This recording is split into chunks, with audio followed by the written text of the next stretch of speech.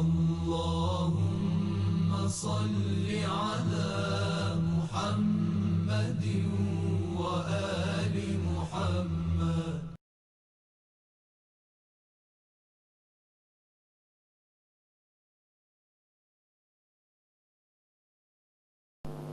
برادران ایمانی، قرآن پاک مسلمانوں کو یہ ہدایت دیتا ہے کہ کوئی نیکی کرتا ہے تو اس کے ساتھ نیکی کرو. هل جزاء الاحسان الا الاحسان، کہ نیکی کا بدلہ نیکی ہی ہے. ہمیں تعجب اس بات پہ ہے کہ پاکستان کے اندر تحریک قیام پاکستان سے لے کر اب تک ملت جعفریہ سے بڑھ کر پاکستان کی وفادار کوئی ملت اور کوئی قوم نہیں ہے. پاکستان کے لیے، قیام پاکستان کے لیے عظیم ترین قربانیاں دی ہیں. تاریخ پاکستان کے اوراق اس کے گواہ ہیں، اور آج بھی پاکستان کے حساس سرحدوں پہ ملت جعفریہ کے جوان ہی اپنی جان ہتھیلی پہ رکھ کر پاکستان کی سرحدوں کی حفاظت کا فریضہ انجام دے رہے ہیں. اور ملک کے اندر ہمارے علماء کرام، بزرگان پاکستان کے استحکام کے لیے اپنی پوری کوششیں بروئے کار لا رہے ہیں.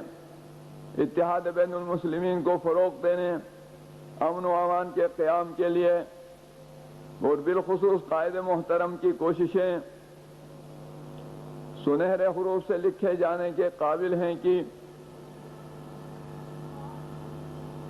پاکستان کے اندر تمام اسلامی مکاتب کو ایک پلیٹ فارم پہ جمع کرنے کے حوالے سے، اتحاد و اتفاق کی کوششوں کے حوالے سے قائد کی جو خدمات ہیں وہ ناقابل فراموش ہیں. لیکن ان تمام باتوں کے باوجود جو سلوک ملت جعفریہ سے ہو رہا ہے وہ ایک مسلمان تو دور کی بات ہے، ایک انسان بھی گوارا نہیں کرے گا، خواہ اس کا اسلام سے کوئی تعلق بھی نہ ہو.